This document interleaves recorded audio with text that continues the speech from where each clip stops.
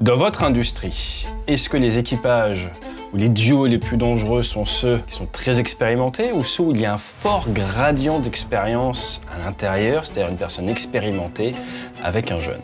Dans l'aviation, généralement, quand on a deux personnes très expérimentées, ça a tendance à être un petit peu plus accidentogène. Aujourd'hui, nous allons revenir sur un événement qui aurait pu être tragique, qui aurait pu amener à la perte d'un Mirage 2000N de la DGA, de la Direction Générale de l'Armement, au-dessus du plus grand étang de Camargue, l'étang de Vaccarès. Et ce Mirage 2000N, avec le chef pilote de l'école des pilotes d'essai en place avant et un instructeur de l'école des pilotes d'essai d'échange espagnol assis en place arrière, a fini à 400 mètres au-dessus des flamants roses, après avoir malencontreusement éteint le réacteur par mégarde. Je vous rappelle que le 2000N est un monomoteur. Je vous explique tout ça juste après le jingle. Alors, juste avant d'attaquer la vidéo, je vais vous présenter notre partenaire du jour qui est Holzkern. Si vous maîtrisez un petit peu l'allemand, vous saurez ce que ça veut dire, parce que c'est une marque autrichienne basée à Vienne, et cela depuis 2016. On a déjà parlé sur la chaîne où j'avais fait toute une intégration en vous parlant et en vous faisant des métaphores autour du bois parce que j'étais très fier de mes nouvelles lunettes. Aujourd'hui, c'est mon nouveau bracelet. Vous savez, j'aime toujours porter des choses au niveau de mes mains. Et ce qu'il faut savoir, c'est que Holzkern, il vous propose des bijoux et des montres pour hommes, mais également pour femmes. Alors, pourquoi c'est une bonne chose? Parce que vous ne pouvez jamais trop faire plaisir à votre moitié. Et donc, ce que je me propose de vous présenter aujourd'hui, c'est différents produits, à commencer par ce bracelet. Sympa, non? C'est autrichien. Qui va redonner un petit peu de style à mon bracelet de Biodata. Mais surtout, regardez, on ouvre la boîte, c'est tout mignon. Et dedans, bien, vous avez des produits, on va le unpacker, qui sont fabriqués principalement en bois et qui sont en très petite quantité. Et c'est ça qui est intéressant. C'est que quand on travaille le bois, vous voyez, c'est un petit peu comme une empreinte digitale, leur logo. Chaque produit est unique, tout comme chaque vol est unique. Vous avez 2 ans de garantie sur tous les produits que vous achetez. Les envois et les retours sont gratuits, vous ne prenez pas de risque. Avec notre coupon, vous avez 15%, ce qui est parfait pour découvrir la marque ou vous faire plaisir. Et Holzkern, qui veut dire noyau de bois, si vous n'êtes pas bilingue allemand, je vous en veux pas, moi non plus, a vraiment cette volonté de rester sur des petites quantités. C'est pour ça que c'est intéressant d'aller régulièrement voir leurs produits. Et j'aime personnellement beaucoup les noms également des produits qu'ils donnent. Je trouve ça assez sympa, assez frais. Dans tous les cas, merci à Holzkern, merci pour le bracelet. Et je vous dis à très vite pour la vidéo. Et vous savez maintenant quoi faire si vous voulez envoyer du lourd et du bois pendant ces beaux jours cet été.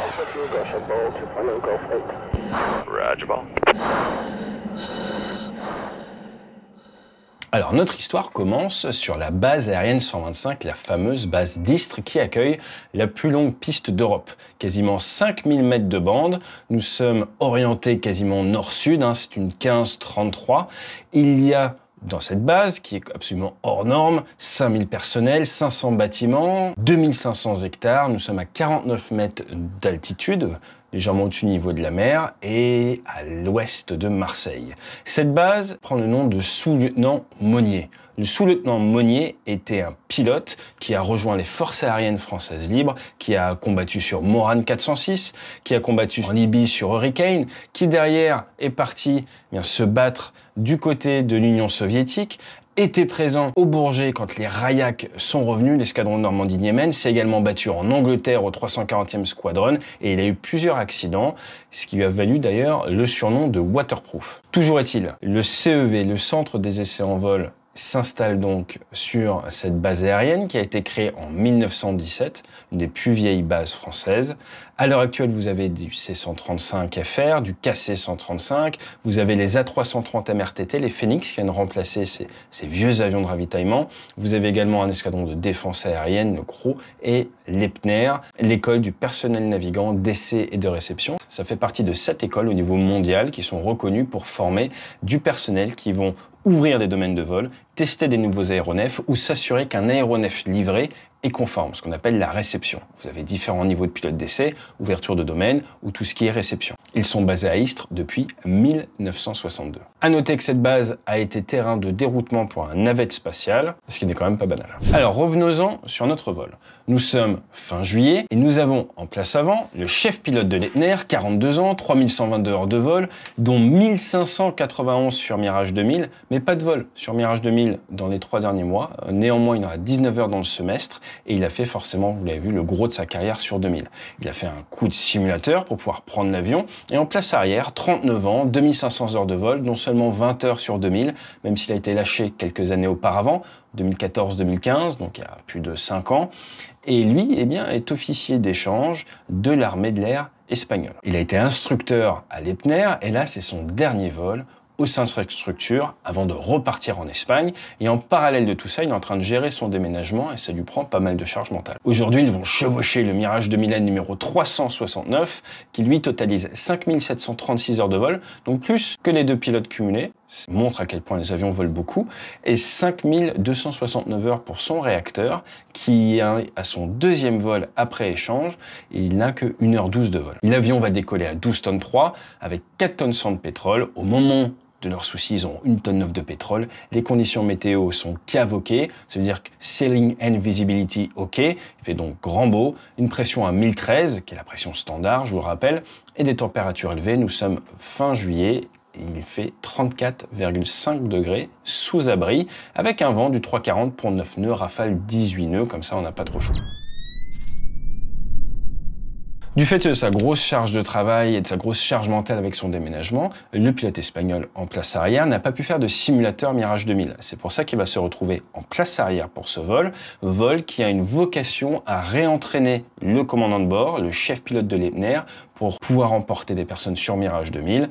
Et il y a donc une volonté d'entraînement pour ce dernier vol qui quand même doit marquer le dernier vol à Lepner de ce pilote espagnol et on essaye forcément de faire quelque chose d'assez pushy, d'assez sympa. Et d'ailleurs, il y a des camions incendies qui vont les attendre au retour pour faire un water salute, le fameux salut avec de l'eau, pour marquer la fin de cet échange qui s'est très bien passé. En amont, les pilotes réfléchissent au travers de la gestion des risques aériens avant vol avec cette fiche que vous pouvez voir là, qui vient comptabiliser les points pour mettre en avant les dangers d'un vol. Donc c'est un système qui nous vient des États-Unis. Les Américains utilisent souvent ça, ce qu'on appelle la ORM sheet, pour essayer de savoir si votre vol est accidentogène. Et dans certains cas, par exemple aux États-Unis, en fonction du nombre de points collectés, vous devez même avoir une autorisation du commandement local, voire même du commandant de la plateforme pour pouvoir voler si le nombre de points est trop élevé. Donc là, ils vont regarder et compter chacun individuellement les points, l'amplitude de service. Si c'est moins de 10 heures, c'est bon. Si c'est 10 à 12 heures, ça vous compte 2 points. Si ça fait plus de 12 heures, il vous faut une dérogation. La charge de travail, est-ce qu'elle est légère, modérée, importante? Le repos de l'équipage, c'est 8 heures qui fait foi. Alors avec les montres modernes, c'est pratique. Vous savez combien d'heures vous avez dormi. L'alimentation, si vous avez mangé à moins de 5 heures, tout est bon. Si ça fait plus de 5 heures que vous êtes hydraté, c'est beaucoup moins bon. Est-ce que vous avez des soucis personnels? L'heure du briefing, le niveau de vol de la journée, si c'est votre 3e vol ou plus, forcément, ça va avoir un impact. Et derrière, d'autres points comme l'expérience sur la mission, votre nombre de vols dans les derniers jours et également votre expérience sur la machine. Après, on regarde les facteurs environnementaux avec la complexité de la mission, la composition de l'équipage. Par exemple, si c'est le premier vol d'un des membres sur la machine, ça va rajouter des points. Et ensuite, les températures. S'il fait plus de 35 degrés, forcément, ça va jouer sur les organismes, ça va créer de la fatigue. Également, si la météo n'est pas bonne, ça va augmenter la complexité du vol. Ils font leurs petits points. Ils identifient qu'il y a un risque particulier sur ce vol qui va voir la patrouille faire des retournements. Donc le retournement, qu'est-ce que c'est? C'est vous êtes sur le ventre, vous passez sur le dos, vous tirez sur le manche. Donc ça, ils vont le faire à basse altitude. Généralement, dans l'armée de l'air, ça se fait à partir de 15 000 pieds. Là, ils vont partir à 8 000 pieds. 8 000 pieds, ça fait bas. Ce qu'il faut savoir, c'est que généralement, quand on est pilote opérationnel, si vous êtes hors contrôle, qu'il vous arrive quelque chose en dessous de 10 000 pieds, c'est éjection. Donc là, il y a très très peu de marge. Donc ils identifient le CFIT, Controlled Flying into Terrain, le vol contrôlé dans le sol, comme un danger à cause de ses retournements à une altitude inférieure à 3300 mètres. Il briefe le vol, tout se prépare bien, c'est parti, c'est la place arrière, donc l'Espagnol qui pilote, un profil de vol assez classique, ils vont décoller, ils vont monter en altitude, ils vont accélérer. Donc du PC-PC avec la post-combustion, le M53, le réacteur qui pousse à fond, ils vont prendre 575 nœuds, Mach 0,93, monter à haute altitude au niveau 400, donc grosso modo l'altitude maximale à laquelle irait un avion ligne, légèrement au-dessus. Là, ils vont faire un palier, accélérer un petit peu vers Mach 1,4, passer le mur du son, c'est toujours sympa, il faut juste être voilà, au-dessus de la mer ou dans une zone spécifique. Et ensuite, ils vont venir chercher le plafond, le niveau 515 km d'altitude vers Mach 09. Ensuite, ils vont redescendre et ils vont faire différentes choses, notamment du vol basse vitesse à haute altitude, venir tester un petit peu les marges et surtout, ils vont faire ce qu'on appelle un G-Warm. Le G-Warm a pour vocation à vous faire prendre du facteur de charge, ils vont prendre 5G pour vous préparer physiologiquement à encaisser du fort facteur de charge. Il est prouvé que si vous échauffez le corps au facteur de charge, vous encaissez mieux, vous avez moins de risques de passer dans du voile noir qui peut arriver instantanément sans voile gris précurseur. Ça a déjà créé des accidents sur Mirage 2000 à basse altitude, notamment au large de la Corse. Et derrière, ils enchaînent avec 2 barriques. Et là, le contrôleur d'essai qui leur est dédié, ils ont un contrôleur pour ce vol-là, qui ne s'occupe que d'eux. Il les guide de manière à ce qu'ils évitent les zones de Nîmes et de Montpellier. Le programme, maintenant, ça doit être de faire 3 retournements. Mise d'eau, on tire sur le manche. Un plein gaz sec, un PC-PC, donc vous mettez la post-combustion et vous tirez. Et ensuite, un plein réduit. Sur proposition de la place arrière, l'Espagnol, il décide d'annuler le plein gaz sec pour des contraintes de pétrole. Ça prend forcément du pétrole de faire cette manœuvre. Surtout, en dessous de 10 000 pieds, ce genre de réacteur consomme plus. Ils se mettent à 8370 pieds, 302 nœuds, donc environ 500 km/h. Et là, ils sont censés faire le retournement PC-PC. Ils l'annoncent, mettent sur le dos, la place arrière tire, on va chercher 6G. Et là, la place arrière, en fait, par réflexe, vient mettre plein réduit. Il s'en rend compte, et là, il veut remettre les gaz. Sauf que la place avant reprend la manette des gaz et vient la mettre pleine arrière, sans avoir annoncé une reprise des commandes. Normalement, quand vous touchez les commandes, quand vous reprenez les commandes, vous dites « j'ai les commandes ». Là, il ne le fait pas et il va mettre les gaz de manière forcée vers l'arrière, ce qui va étonner un petit peu notre place arrière. Passant 6300 pieds, des voyants s'allument et ils se rendent compte, l'instructeur en place avant se rend compte qu'ils ont une extinction réacteur. Leur seul moteur s'est éteint alors qu'ils sont sous facteur de charge, la tête vers les flamants roses. À ce moment-là, la place avant passe à manette des gaz sur stop, une coupure PC est sur arrêt, il passe en secours carburant, il fait un rallumage à 246 nœuds, 3000 pieds, et là il va passer la manette des gaz sur plein réduit. Ça nous amène à une surchauffe du réacteur, la T7 comme on dit, monte au-dessus de la température maximum de l'indicateur qui est de 950 degrés. Le commandant de bord décide donc de remettre la manette des gaz sur stop, d'essayer de minimiser cette augmentation de la température du réacteur. Et ensuite, derrière, le réacteur se rallume. Heureusement, ils sont à ce moment-là à 1200 pieds, 400 mètres sol. Ils passent le transpondeur sur 77.0, donc ils déclarent une urgence.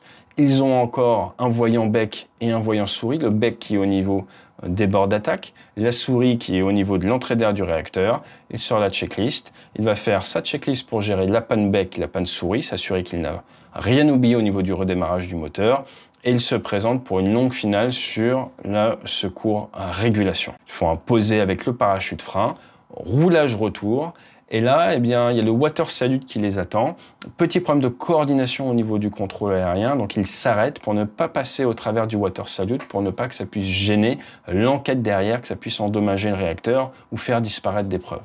Une fois que les camions qui doivent faire le water salute se retirent, ils roulent au parking, ils s'arrêtent. Dernier vol pour le pilote d'essai espagnol légèrement mouvementé. Le BEAD est appelé et ça va débriefer.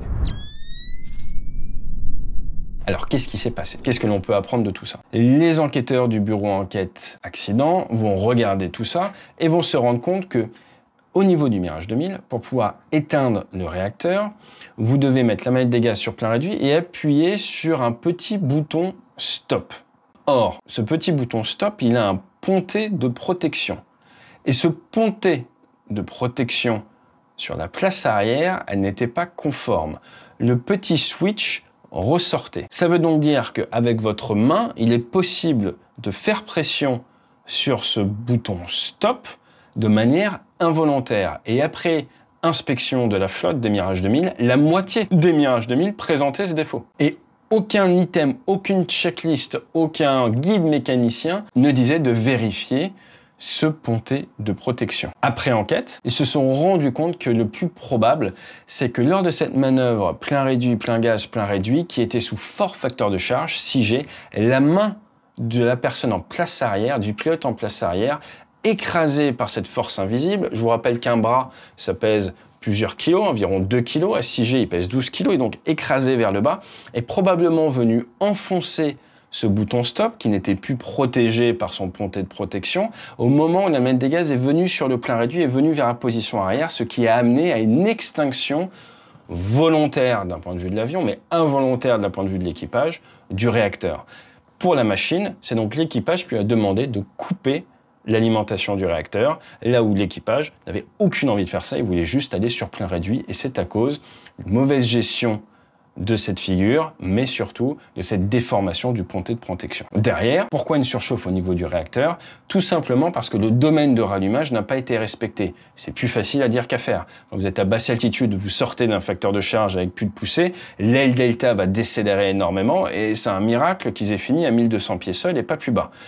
Ils se sont retrouvés donc à devoir lancer de manière précipitée le redémarrage, qui normalement doit être fait, il est recommandé au-dessus de 270 nœuds. De plus, il a cranté la manette des gaz à 11,4%, la place avant, là où on recommande 13. Donc ces deux phénomènes ont engendré cette surchauffe au niveau du réacteur qui n'avait pas assez d'air pour être correctement redémarré. Heureusement, dans la foulée, le pilote a accéléré, a augmenté la vitesse indiquée, ce qui a permis de résorber le problème de surchauffe, et l'avion, qui a été bien pensé, bien réfléchi, son réacteur a réussi à redémarrer derrière. À noter quand même qu'être en panne moteur sur Mirage 2000 à 1500 pieds sol, c'est vraiment pas une situation d'avenir, surtout au milieu des flamants roses. C'est pour ça que la place arrière s'était préparée à l'éjection, avait même pris la manette d'éjection dans ses mains, la poignée d'éjection, à partir de 1500 pieds, et il attendait un ordre d'éjection si besoin. Heureusement, le moteur a redémarré au dernier moment. Là, on est clairement très bas, et de nombreux équipages se seraient probablement éjectés. Mais comment est-ce qu'on se retrouve dans une situation aussi dégradée ? Forcément, comme d'habitude, c'est une multitude de facteurs qui nous amènent là. Et c'est pour ça que ces comptes rendus d'enquête sont extrêmement intéressants et riches en retours d'expérience. Commencer par forte température. Les équipages se sont décrits comme fatigués. Il fait chaud, ça a un impact sur l'organisme. On est fin juillet dans le sud-est, forcément ça vous fatigue. Ensuite, derrière, il y a la mutation du pilote espagnol. Grosse augmentation de la charge de travail, ce n'est jamais simple d'un point de vue administratif, et il faut être franc, dans les armées, on est souvent sous-aidé pour cette mobilité forcée. Ça vous augmente énormément votre charge de travail, déménagement, toutes ces choses-là, les tensions, la famille, ça augmente, et en parallèle, il faut continuer à faire son métier tous les jours. Augmenter la pression avec le dernier vol, on veut faire un dernier vol sympa, il y a cette pression également sur une préparation du pot, tout ça, de dire au revoir à tout le monde. Bref, beaucoup de contraintes, beaucoup de charge mentale en plus du vol, qui quand même n'est pas un vol anodin. Il s'agit de mettre le nez vers le sol, pleine PC, à 3 mm, à 500 km/h. Perso, je ne suis pas sûr d'avoir déjà fait. Ensuite, vous avez le peu d'expérience sur type pour les deux pilotes dans les derniers mois. C'est la nature des pilotes d'essai, ils vont voler sur différents types d'aéronefs, donc même s'ils ont beaucoup d'expérience sur type, et pour faire face aux pannes, c'est forcément plus difficile que si vous volez toujours sur la même machine. C'est pour ça que beaucoup de pilotes de ligne sont monomachines. Vous êtes formé sur 737 MAX, vous faites du 737 MAX. Vous allez rarement faire 737 et 787. C'est possible, mais c'est rare. Et ça vous permet d'être meilleur, spécialisé sur votre machine et de bien connaître ses actions vitales. Et c'est justement ces habitudes qui sont revenues au galop. Généralement, quand vous partez nez vers le bas en phase de combat comme ça, vous allez vouloir réduire la puissance, et c'est le réflexe qu'a eu la place arrière. Pourquoi il a réduit? Parce que c'est ce qu'on fait d'habitude en combat aérien, on va avoir tendance si près du sol à réduire, c'est naturel. Vous voulez pas foncer plein gaz vers le sol. Et donc c'est cette habitude, cet ancrage, ce biais d'habitude qui est venu gêner cette manœuvre qui, dans le compte-rendu d'enquête en parle, avait été mal briefé, car le commandant de bord sait que sa place arrière est très expérimentée et n'a pas voulu être lourd, n'en a pas rajouté. Il se dit, il sait faire, il n'y a pas besoin de rabâcher exactement qu'il faut mettre l'APC sur le ventre avant de passer sur le dos, avant de tirer. Ce qui permet d'éviter justement les mouvements de manette des gaz sous fort facteur de charge. Parce que là, on n'a pas trop le temps de déconner. Une fois qu'on est nez vers le sol comme ça, c'est plus trop le moment de bouger les gaz. Et c'est justement ce qui a amené à cette mauvaise compréhension, mauvaise action de la part de la place arrière, et ensuite la place avant qui fait ce cockpit intrusion, qui vient micromanager, qui vient toucher les gaz, ce qui va faire une réaction bizarre de la part de la place arrière qui peut-être a bougé la main, ce qui a appuyé sur le bouton stop, ce qui a amené à l'extinction réacteur. Donc quand on remonte la pelote de laine, on se rend compte que ça vient d'une mauvaise préparation de la mission, d'un mauvais briefing avant action, d'une confiance trop forte vers l'autre membre d'équipage par rapport à son niveau d'expérience récente et tout court sur la machine, et à un état d'esprit qui est aligné à quand même passer un dernier vol agréable, plus qu'essayer d'être psychorigide autour des process, car nous sommes entre professionnels avec une forte expérience. C'est absolument humain, et c'est pour ça que c'est fascinant de profiter du retour d'expérience, encore une fois, il n'y a pas eu mort d'homme, de cet équipage qui voit quand même le gratin de l'aéronautique européenne avec le chef pilote de l'Etner. Je ne sais pas si vous vous rendez compte, c'est un des pilotes les plus compétents de sa génération. Maintenant, autre point intéressant, c'est le non-respect parfait de la procédure de redémarrage et du domaine de redémarrage qui est pointé par le bureau enquête-analyse. Pourquoi? Eh bien forcément, dans cette situation-là, ça va être très dur de partir parfaitement dans la procédure et de bien la respecter alors que vous avez une expérience sur type qui est assez limitée. Autre facteur aggravant, lors de son simulateur, le pilote s'est entraîné à faire du redémarrage, mais pas du redémarrage basse vitesse, basse altitude. C'est donc une procédure légèrement différente et c'est un point qui est mis en avant dans les recommandations du bureau enquête-analyse. Si vous faites un simulateur pour vous préparer à un vol où vous pouvez avoir à faire un redémarrage basse vitesse, basse altitude, il faut vous entraîner au simu juste avant. Les recommandations justement du BEA sont très intéressantes.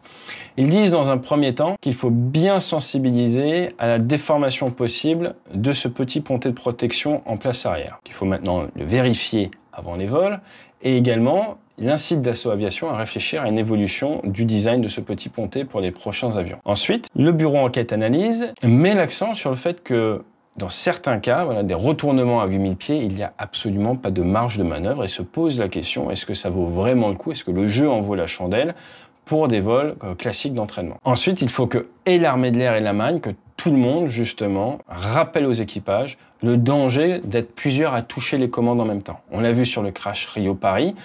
Il est indispensable de savoir qui gère la trajectoire de l'avion, d'où le « j'ai les commandes », vous avez les commandes, j'ai les commandes, c'est un échange qui doit se faire. On doit savoir en permanence qui pilote l'avion et une seule personne. On l'a vu également sur une remise des gaz d'Air France il y a quelques temps sur Boeing, les deux pilotes pilotés et le pilote automatique également. Résultat, plus personne ne comprend ce qui se passe. Il est indispensable de savoir qui fait quoi et de faire ce qu'on appelle en anglais du positive handover au niveau des commandes. Un rappel également sur l'importance d'adapter le profil de vol à la fatigue des équipages. Il y a un petit point intéressant quand même, c'est qu'ils se sont rendus compte que le pilote d'essai espagnol n'avait pas le bon certificat médical à jour pour effectuer ce type de vol. Donc là, c'est plus administratif, c'est assez compliqué les visites médicales, et là, eh bien clairement, ils se sont rendus compte que pour ce pilote d'essai, sa visite médicale française, qui va bien normalement, avait expiré, ce qui aurait pu poser des problèmes administratifs s'il y avait eu par exemple des décès. Et le dernier point est sur la coordination des secours à cause du water salute dont je vous ai parlé. En définitive, qu'est-ce que nous, on peut apprendre de ce retour d'expérience très riche? Mais dans un premier temps, que votre expérience ne vous protégera pas si vous êtes surpris. La préactivation mentale, le briefing, est nécessaire pour vous assurer un maximum de chances de bien réagir face à une situation. Même si vous avez 3122 heures de vol et 1591 heures sur Mirage 2000, si vous n'avez pas une expérience récente, si votre cerveau n'est pas préactivé mentalement à ce qui pourrait mal se passer dans l'étape d'après, il est illusoire de croire que 100% des fois, vous allez réagir parfaitement, by the book, comme on dit. C'est triste, mais c'est vrai. Ça veut donc dire que demain, vous prenez votre voiture, ça fait 30 ans que vous conduisez la voiture dans la région, si vous n'avez pas réfléchi à l'éclatement d'un pneu, à quoi faire si quelqu'un arrive en face, il est illusoire de croire que 100% des fois, vous prendrez la bonne décision. Et c'est pour ça que cette culture du briefing, de sa préactivation mentale, est absolument indispensable. Et là, ils ont bien briefé le vol, mais il y a un tout petit détail, passage sur le dos, qu'ils n'ont pas briefé. Et il est illusoire de croire, encore une fois, eh bien que la place arrière va se comporter de manière parfaite, car elle n'a pas votre plan d'action, elle n'a pas votre schéma mental, vous qui avez l'expérience en place avant, et il va donc faire une petite déviation par rapport à ce que vous pensiez, et ça peut vite être la course en sac. Moi, ce que je retiens de ce compte-rendu d'enquête, c'est que si le chef pilote de l'Epner, avec son expérience et son professionnalisme et son intégrité, peut se faire surprendre, nous pouvons tous nous faire surprendre, et ça doit donc nous raligner vers la nécessité de mettre toutes les chances en permanence de notre côté, car on voit bien qu'il est illusoire de croire que le jour où ça ne se passe pas comme prévu, notre cerveau va réagir de manière parfaite. Nous sommes humains, le stress a un impact sur nos capacités cognitives et il faut donc se prémunir de tout ça grâce à la préactivation mentale. Ça s'est joué à vraiment pas grand-chose par rapport, je pense, à la décision d'éjection. C'est le problème des monomoteurs et des ailes delta. Il faut un réacteur. Donc, petit remerciement quand même à Safran maintenant qui nous fait l'entretien du M53 qui est un excellent réacteur. Et on a vu avec celui-là, il a très bien redémarré du haut de ses 5269 heures de vol. À bientôt en conférence, en workshop ou en séminaire. N'hésitez pas, il y a tout sur le site debrief.org. Notre objectif, c'est de catapulter le potentiel de votre équipe grâce à l'intellectualisation de l'art du followership. Mais vous avez tout ça sur le site web. Allez, fly safe. Je vous rappelle que si vous voulez avoir la classe à Dallas, ou plutôt la classe à Vienne, on vous a mis 15% de réduction. Vous pouvez découvrir la gamme Allscairn en bois, c'est très sympa. Et j'aime beaucoup leur petite phrase ici. Be proud to be unique. Soyez fiers d'être unique. C'est toute la spécificité de travailler le bois. Allez, à très vite sur la chaîne. Chaque vol est unique. Leurs bijoux aussi, c'est plutôt sympa. Allez, fly safe.